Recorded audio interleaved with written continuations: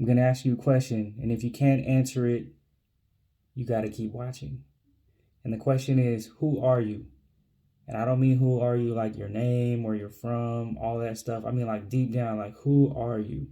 Can you answer that? Be honest. All right, keep listening. Welcome to Grown Man Sessions. I'm your host, Timothy Rhyme. I have overcome addiction, incarceration, depression, and almost died. I learned a very important lesson along the way, and that's be good to yourself and be good to others because that's why we're here. And that's what this channel is all about: healing, growth, learning, and moving forward. We're going to be having some very difficult conversations with some very beautiful guests, and I hope you stick around to listen to their amazing stories. If you are on your own journey of transformation of growth, I congratulate you and I encourage you to keep going. Please hit the subscribe button so that we can stay connected and keep expanding this community. And thank you in advance for the love. But now let's get to the good stuff. Hey, this is Mike Campbell. I'm in New Zealand right now, and you are listening to the Grown Man Sessions. Hey, everybody. Welcome back to Grown Man Sessions. I'm Timothy Rhyme, and I am just continuously saying the same things. And I know you guys are probably getting tired of hearing it, but I really do feel like the universe is like really doing like me a solid by bringing me all these really cool people from like very, very distant places around the world. I got to speak with somebody from North Carolina not too long ago, and now we get to travel all the way across the globe and talk to my new friend here, Mike Campbell. What's up, Mike? How you doing? I'm wonderful. Thank you, Timothy. Great to be here. How you doing? I'm doing good, man. I'm doing very good. I'm so thankful that I crossed paths with you online because as a start for my kind of healing journey for this platform, I was out searching the internet for healthy things to consume, and I came Mm, across your social media profile, and I think the thing that stood out to me that I liked was that you were talking about things that it resonated with me. You know, like taking care of yourself and kind of being mm, mindful of your own masculinity and your own energy, but you were doing it in a very like direct way. You know, like you weren't mm, holding any punches, like you didn't care about throwing in a cuss word here and there. And that resonates with me because it's like it's real, you know. mm, So I just, I think that's a pretty cool approach.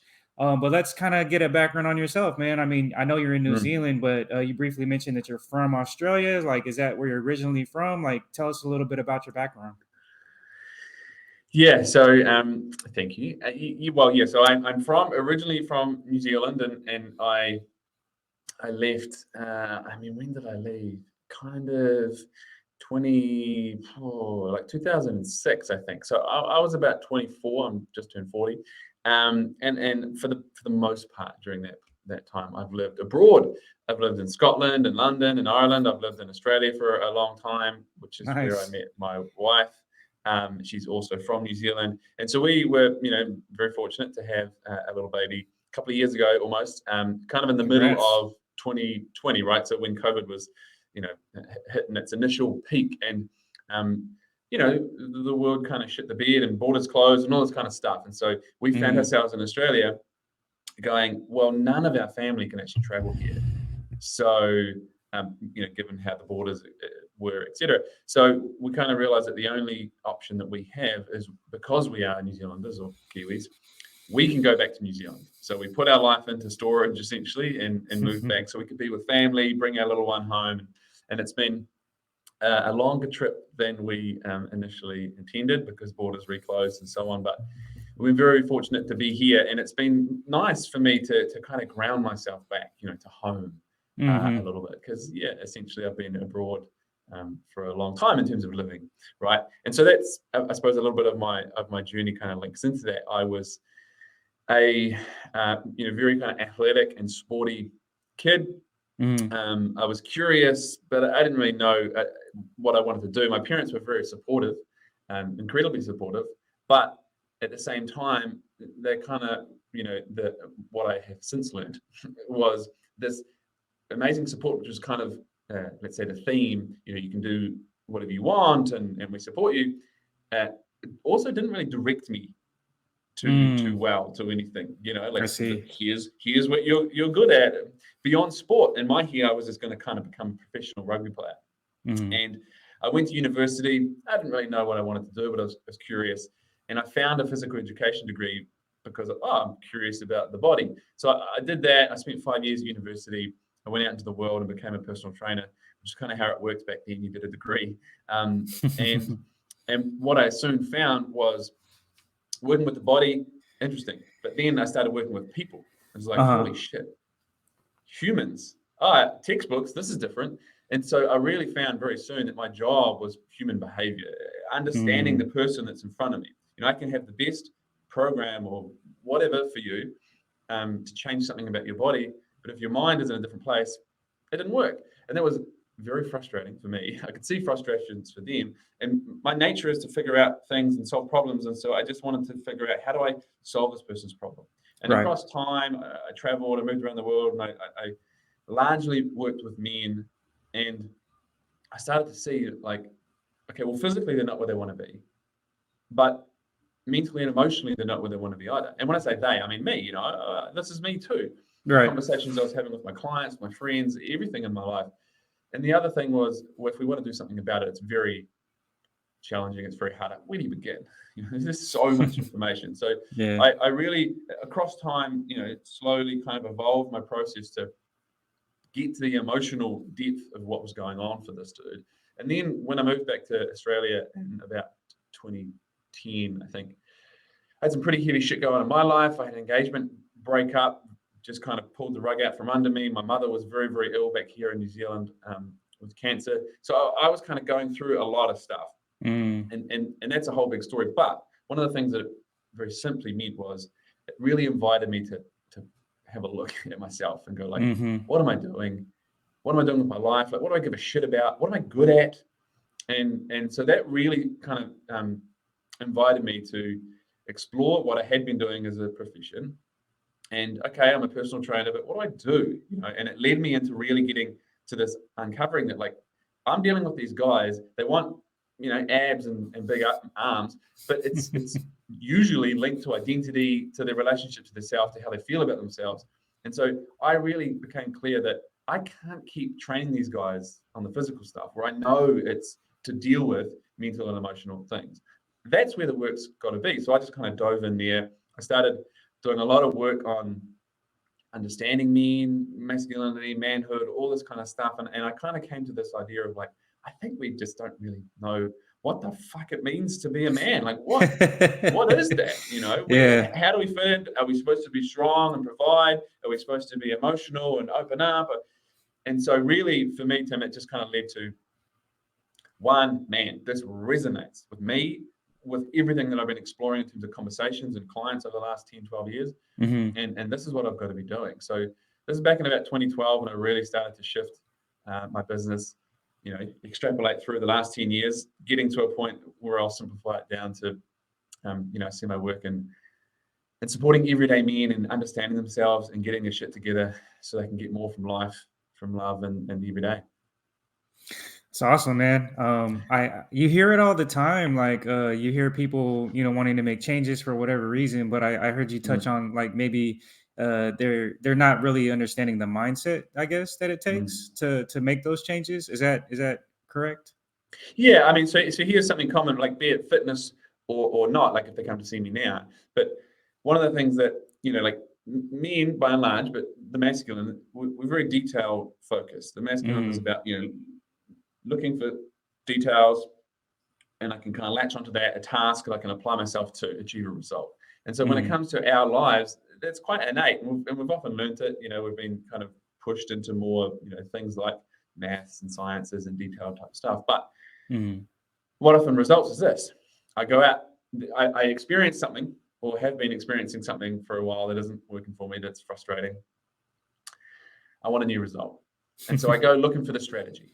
Right? What are the things? Just give me the 5 tips, the morning routines of, billionaires, whatever it is, right? Like the tips.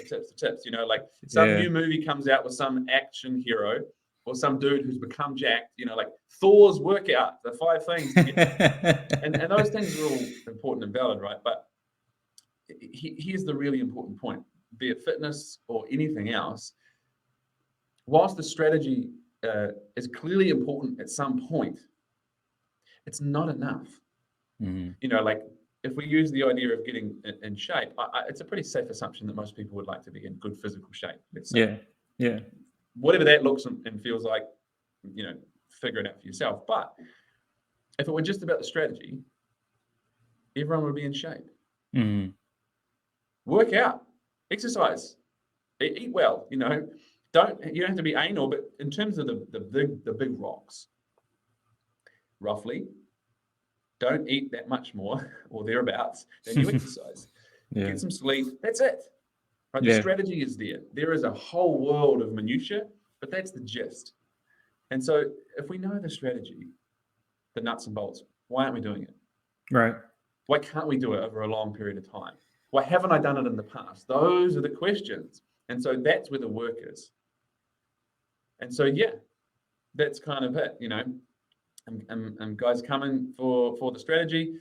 I want to get lean. I want to lose weight, whatever it is, or in that sense, right? Or I want to be more effective in my relationships. I want to be able to communicate with my partner. I want to feel some peace inside myself. Oh my God, I'm Mm-hmm. so hard on myself. Like, what have I got to do? Is it meditation? Is it like yes? And we've got to understand what's driving this in terms of the desire for change and what's been driving the behaviors that have led you to here. Mm-hmm. Without those, we don't have a foundation. And so any work that we do is just flimsy. So it kind of sounds like you're just really helping people like really understand and discover themselves. Yeah, in a sense. Like Yeah, I at mean, the look, there's core this of it. question. Yeah, there's this question that, in my major coaching program, Everyday Legends Academy, we have numerous things that we do across 6 months. But the first module, as it has been, in workshops that I've run and all this kind of stuff, is this question. And it's, who are you? Mm. Now, It's a hard you hard know, question to answer. well, that's the thing, right? Mm-hmm. When it comes down to it, it can be challenging. And my experience asking that to thousands of men is it can be like really confronting. Yeah. But then I kind of, pull myself back from it for a second and go, like I'm 40, whatever your age is, you've been that for that long. So you would think if there's one question we knew how to answer, it would actually Mm-hmm. be that question. But yeah, we really don't. And so, and we also don't know how do you like start with that question? What does that even mean? Who am I? What we tend to do is things like my name, my age, where I'm from, My my career. job, these things that become like how we identify, but they never tell us who you are. Yeah. And so our work is to do exactly that. Really dig in to get to the nuts and bolts of like, who are you actually? And who do you want to be? And that's often, I think at the crux of it. We can come up with ideas of what we want for ourselves, goals, and our bank account and our job, but not necessarily like who we want to be, how we want to feel, how I want to live and show up in the world. Mm-hmm. And those are the things that really flow onto everything else. Do you think that you find it like there's a big disparity between those two things a lot of times? Like when people figure out like who they are, they can finally answer that question and they realize like what they want to be. Like, do you think that there's like kind of like this big disparity? And then because I could see that kind of being a little bit I guess daunting, like maybe discouraging in a Yeah. sense. Because if you say like, like I realize that I'm a really like unhappy person, or I feel like I finally realized that like I'm really like in a bad space, and I really want to be like this outgoing, happy, go lucky, like free flowing kind of person, and like that transition might seem scary to somebody. I would think because I know for myself like there's still Yeah. things that I'm like working on, and like sometimes I get discouraged and I'm like, oh man, like can I keep doing this? And then I just have to kind of reinforce it in myself. And I can see that being a little bit of a scary thing. But Mm. I think that you just asking the question though is so huge, and getting the mind going in that direction. Yeah, and look, like we can ask that here to people who are listening to me for the first time ever, and maybe they've never contemplated that question, or maybe they have. But even in for example, my coaching program where guys are in, they've bought in, they've invested, they know me, we've converted all this, they can still be really, really challenged by it. Yeah. We've guided them and given them content and supporting them. It can be very challenging. And one of the things that we invite guys to do is like in a 2-week module, we're starting to ask that question. But fundamentally, in a 6-week program, a 6-month program, Mm-hmm. we are exploring that question. That's really what it is. So first of all, like there's no expectation that you're going to nail this immediately, right? For anyone listening, this is an ongoing process. And when I say ongoing, I mean like forever until you're in a box in the ground, because of course the human experience is change and evolution. So we're always changing. Um, but first of all, let's actually understand who you are at your core, beyond all the beliefs, of your family and your culture and your religion and your society, all the things that you've learned about who you need to be. And that's really Yeah. what it was at the crux of it. For me, Timothy, I saw, um, uh, uh, uh, let's call it a bell curve, the big chunky middle piece of the bell curve for everyday men. I saw a lot of living as who I think I'm supposed to be. Mm. And so what happens is all the ideas and the wishes of people around me, culture, community, etc., the all those beliefs, etc., the messages that come down, and it's like a new item of clothing. I keep putting them on. They don't mind. Who I Mm. am truly beneath it Right. becomes a little bit lost, right? And we start putting on those masks of who I think I need to be. That so I will be safe and respected and And important welcome. and recognized and acknowledged and Mm. validated and approved of. And those become safety mechanisms, And so who I truly am gets a little bit lost beneath the surface. Now, when we start to explore that, the idea of digging beneath all those things can be incredibly daunting, right? Because here's this Mm. weird paradox that we live in, I think. Obviously, I'll speak to men, right? A lot of the stuff is across anyone, doesn't matter who you are. Right. I think what happens is for men and women, things can come about in different ways and they can manifest in different ways. But at the Mm. crux of it, it can be very, very similar. But generally speaking, humans want to be seen and heard and appreciated for who we are. We Mm. want to know that we belong, right? Right. Um, and that's a very, very, very deep driver. It's both innate, right, and genetic in terms of if you don't belong to the tribe, through most of human evolution, You didn't if survive. you didn't survive. So that's in us. And now how we live it, right? There's this so much pressure to belong, i.e., fit in and etc. So what happens as a result is we learn all this shit about, like, for example, if we look at many, many messages, depending on who you are and where you are, but it's a pretty simple ones. We start to learn from an age what a man and what a boy isn't, you know, Yeah. Yeah. don't cry, harden up, all these things, right? Don't be a girl and many more. But part of the idea there becomes any kind of breadth of the human experience, having emotions, being creative, perhaps, are not what a man is. So you've got to hide those things away. And again, Right. insert anything specific for the individual. One of the things that we're learning there is part of who you are isn't what will be accepted and successful. So don't be that. And so we start to wear a mask to cover anything that we think can't be seen. And Mm-hmm. that means we hide it away. Anything that you hide away and that you don't, bring into the light and exercise, it atrophies, it weakens. If you think about, Mm. if you've ever like broken a limb, let's say you broke an arm and you had it in a cast for weeks and weeks and you take Yeah. it out, it's all like discolored and weak and the hairs are all that, right? Because it's atrophy. And so Mm.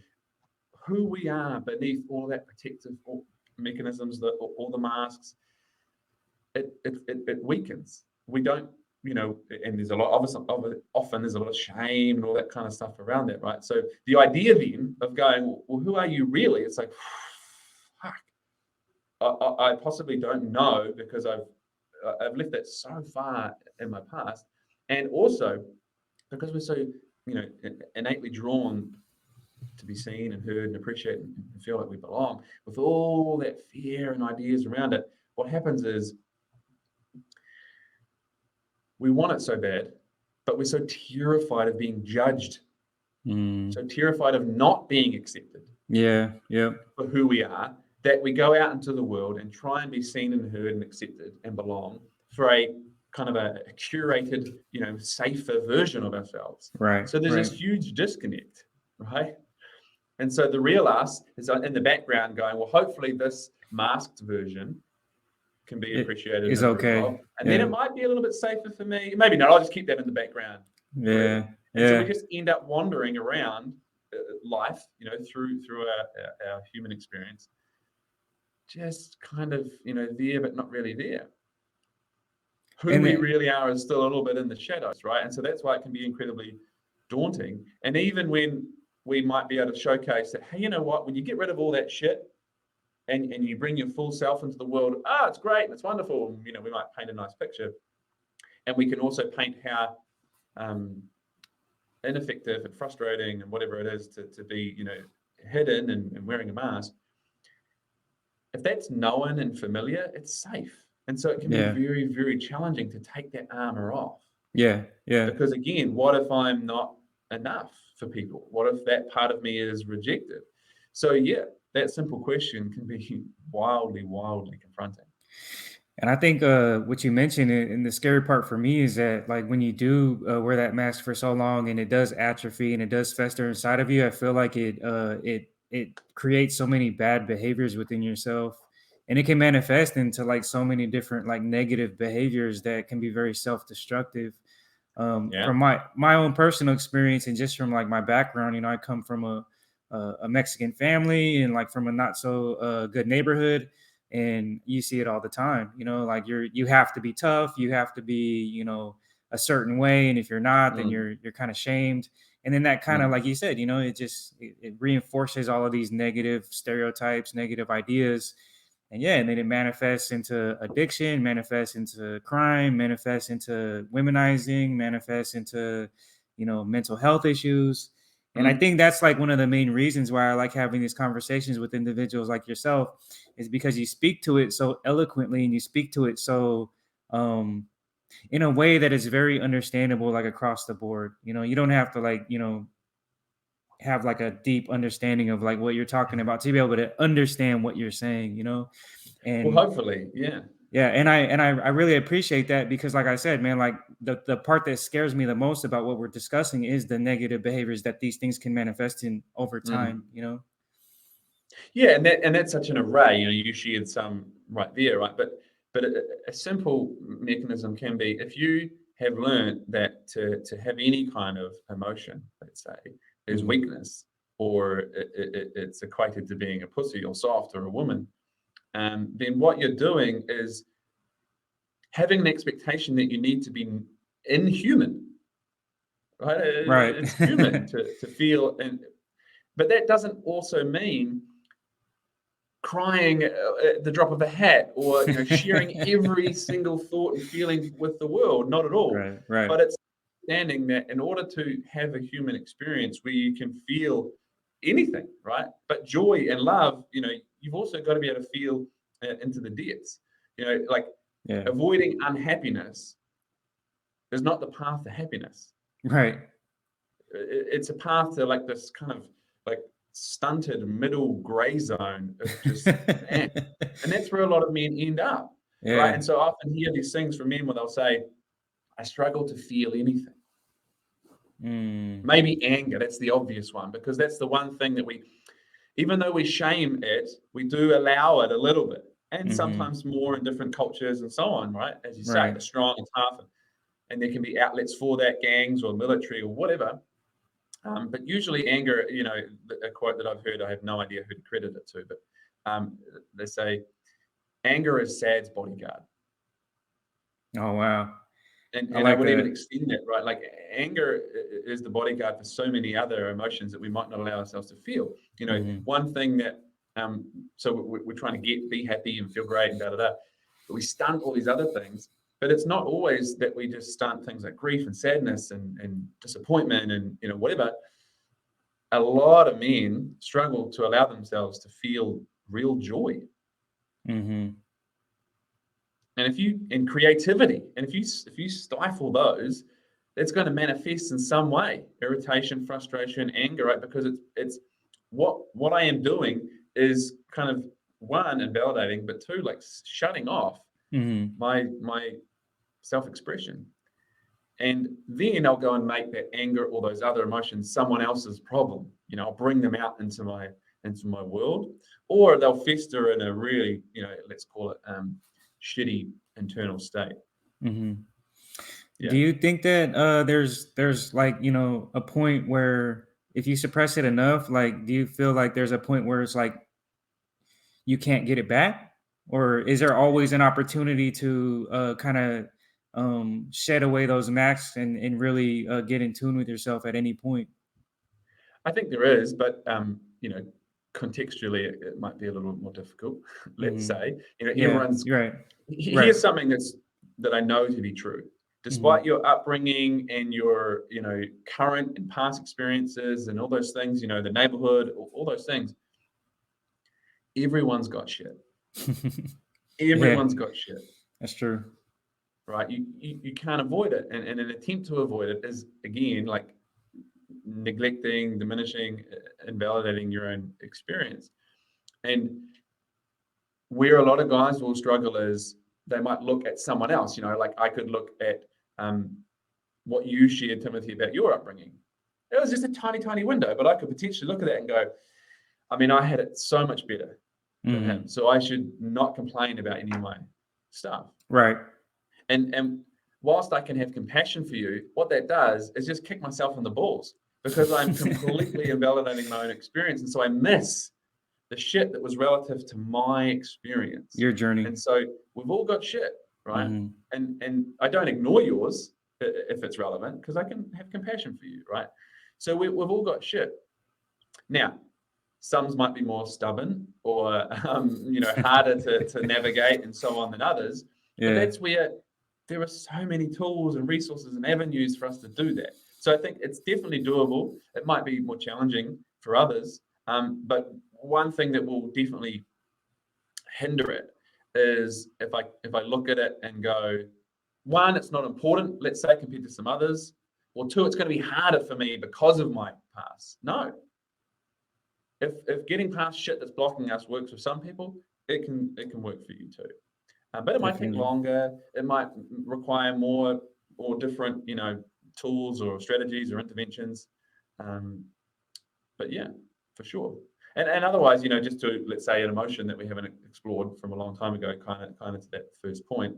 Um, yeah, like if you think of like a bottle, and all you do with an emotional experience is you just, nope, I'm not going to feel that. I'm just going to stuff it down into the bottle. At Yeah. some point, that shit's going to burst. Pop. Yeah.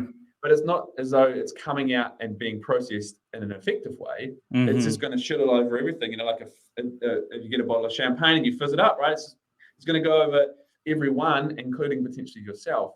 Mm-hmm. And that's not an effective way of dealing with it. So we can go in there, but maybe it's not through shaking the bottle and then firing the cork off. Maybe it's like tipping it upside down. Now I'm stretching the analogy. Maybe it's like tipping it upside down and cutting the bottom off, and then we get in there with some tweezers and we finesse it.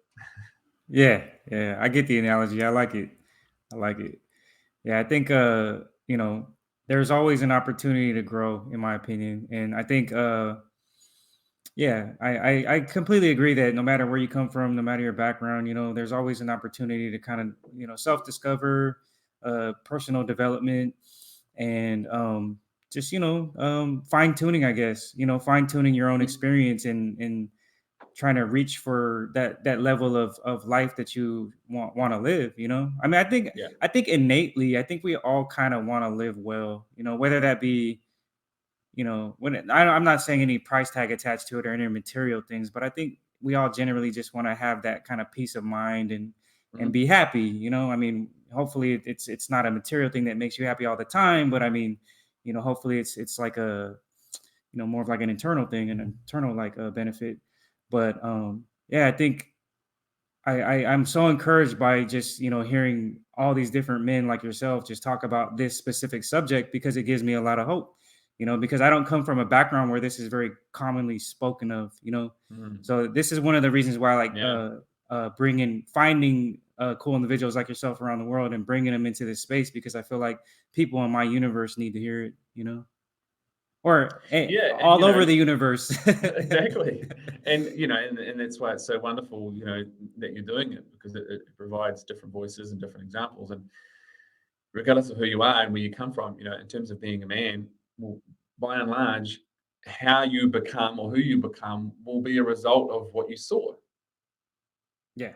And that might be your father or those people that were father figures, even if there Mm-hmm. was a drastic lack of them, Mm-hmm. then someone became the figure, Mm-hmm. right? Hopefully your mother didn't have to take on that role as well, because that's wildly challenging for her and confusing for anyone, the boy for sure.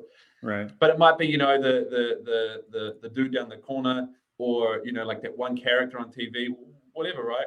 And here's a very important point: regardless of your upbringing and your situation, doesn't matter what age you are biologically, you can always surround yourself with new, different, better role models Oh for yeah. what being a man is. And that's why it's so important that we have these conversations, and we choose to live in a way that is best for and beneficial for us, but also you never know who's watching, right? And that Yeah. could be your best mate. Mm-hmm. I love how you speak to, like this healthy masculinity, and just kind of like letting it be like a normal thing, because I think a lot of what we're speaking to is a lot of the negative and toxic stuff, that we kind of like learn along the way.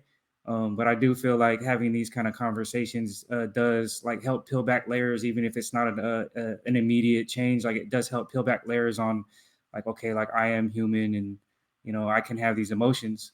Mm. So we've kind of like, you've given me so much to like just kind of like ponder within myself, but I'm just curious, like, in terms of masculinity, like how would you Mhm. define a grown man? We're talking on grown man sessions, like how would you define a grown man?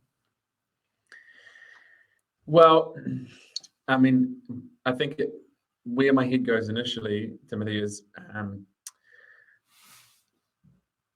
what I've seen over the years, and still Mm-hmm. is, unfortunately, a lot of grown men from a physical and biological standpoint still operating as a boy or an adolescent man. Mm, I can see that. And that's not to say that as a judgmental thing, but Mm-hmm. to observe and watch behaviors. And we see that in, from the dude next door to, the guy in charge of the local, school, to the guy in charge of that country doing some pretty fucked up shit, Mm-hmm. Um, Yep. so so unfortunately, you know, I think we've had this idea that, generally speaking, we've had an idea for a while that, once you become an adult, that's it. Yeah. Hopefully you Yeah. can earn good money and then you can, be happy and sweet as. But the constant for human experience is change. We are always growing and evolving, right? Yeah. It's just that we have this, like, infancy, toddler, childhood, adolescence, adulthood, all the way through to old age. But like that is a big, big evolution. So for me, first of all, we've got to look at a grown man as who you are, not your age, not what your body is. And a little caveat, hopefully, that's not boys or adolescent men having to put on or become that. Because Mm, dad left, there's right. no other men in the house, like there was a divorce. Now it's up to me to be the man. You're fucking 12. Like that shit. That's where we need. Okay, well, who are the father figures? Who are the role models? Who are the grown men? Mm-hmm. Which we'll get to. And if that was your experience, like I really encourage you and invite you to explore that, and think about, and maybe talk with some people, like how that could have impacted you. Mm-hmm. Because if you had to grow up before you were grew, then there's probably a few things. You've got a pretty fucked up idea of now what it is to be a grown man. And you also Mm-hmm. pretty missed out on being a real child, which is going to be impacting you in some way. So for me, I kind of look at that first and foremost and go, a grown man isn't necessarily just your age and where your body's at, but it's who Right. you are. And so for me, this comes down to this idea of maturity, Mm-hmm. maturing into a man. I like that. And so that is someone who has actually stepped out of our kind of boyhood and adolescent psychology and into being an adult man who has sovereignty, who has balls and head and heart. Mm-hmm. He has equal parts heart and backbone. Mm-hmm. He knows what it is and how to be his own man. and really, it keeps kind of coming back to that word maturity, Yeah. right? I like that. Outgrowing the beliefs and behaviors and identities that I had as a boy and an adolescent. Because otherwise, I will go through the world like ineffectively trying to get all those things met from that kind of adolescent point of view. And we can all probably remember those times, or they might not be very far back to remember. Like my adolescent mode was pretty simple. It was, getting out of the world and causing a bit of mischief and finding my own identity and causing shit and, getting shit faced with my mates, chasing women, right? Yeah. And trying to just get the most experiences possible, kind of redlining it a little bit. Right.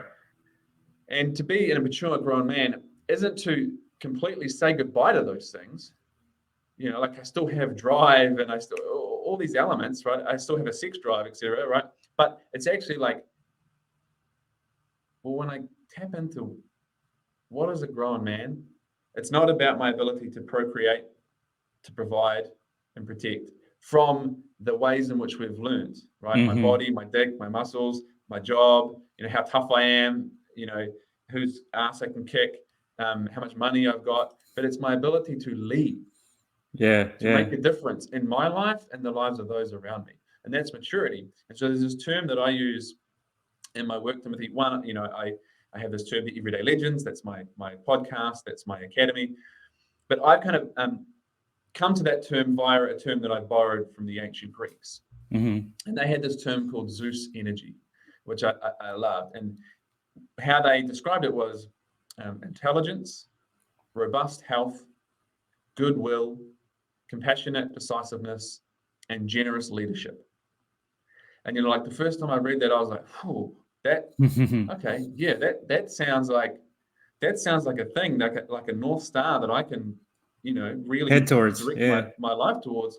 Yeah. And I was like, and it's also something I think is yeah, very central. One, I mean, the ancient Greeks, they knew some things. Two, I think it's a central kind of thing that a lot of men can strive towards, regardless of who they are and the great expanse of individuality.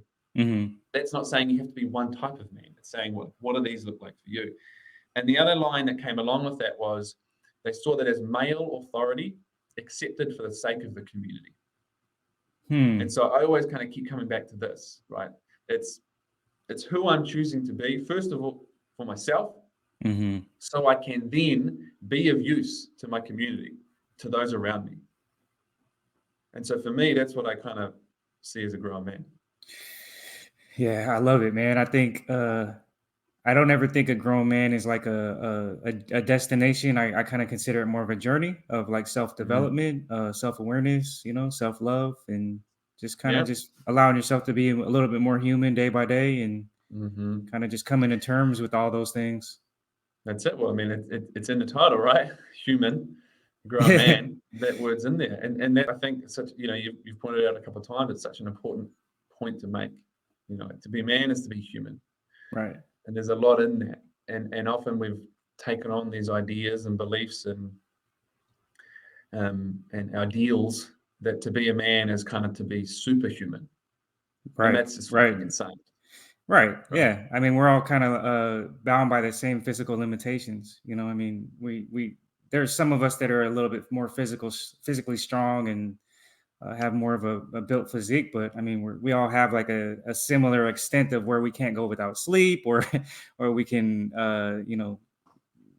not eat a certain thing for a while or whatever. But like Yeah, we're all sacks of flesh and muscle and bones and emotional experiences and a soul, right? right, And I right. think that's one of the things that we've potentially yeah idealize is like when you look at it doesn't you don't have to look far, but if you look into media and popular culture and movies and TV, we kind of have two ideas. There's the man who's like soft, useless kind of like couch, you know, like overweight couch dad. And, Hmm. and then there's the like the Jack Reachers and these dudes that are like unemotional. They kill people and things and they're kind of like they're a bit out there, but we kind of glorify. Right. And if those are your options, where are you going to go? Yeah. So yeah, to be a man certainly is to be human. Definitely. Mike, this has been an amazing conversation.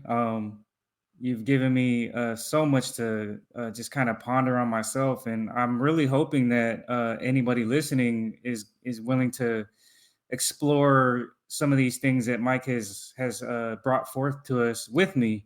Kind of thinking about who you are and who you want to be, and I feel like you're hearing it from Los Angeles all the way to New Zealand right now, so you're not alone. There's Mm, probably millions of other fellas out there that are having totally. similar conversations and on similar journeys and having similar struggles. So why not, join us and make the world a better place? That's it. Yeah, and that starts with your world. Definitely. Mm. Mike, where can people get a hold of you or check out some of your work or even potentially look into working with you? Yeah, so Mike Campbell is my name. You can find me online, mikecampbell.com.au. That's the Australian .com. And so there, or Instagram, M Campbell, Mike Campbell MC, I should say. If you have a look on the internet, hopefully you'll find me.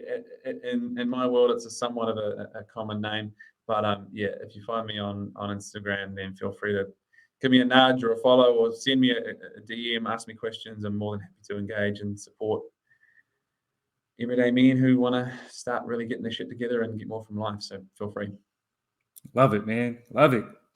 Hoping at least we are able to influence or encourage one person out there. That's my goal. So, Absolutely, man. Well done.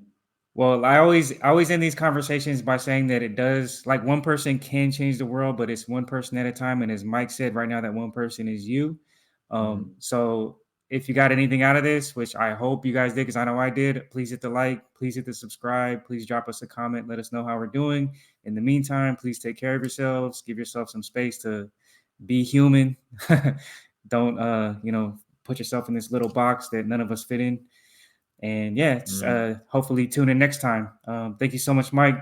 Greatly appreciate you making the time on the other side of the planet for this conversation. I'm very honored, and I will talk to you next time, brother. Beautiful. Thanks for having me.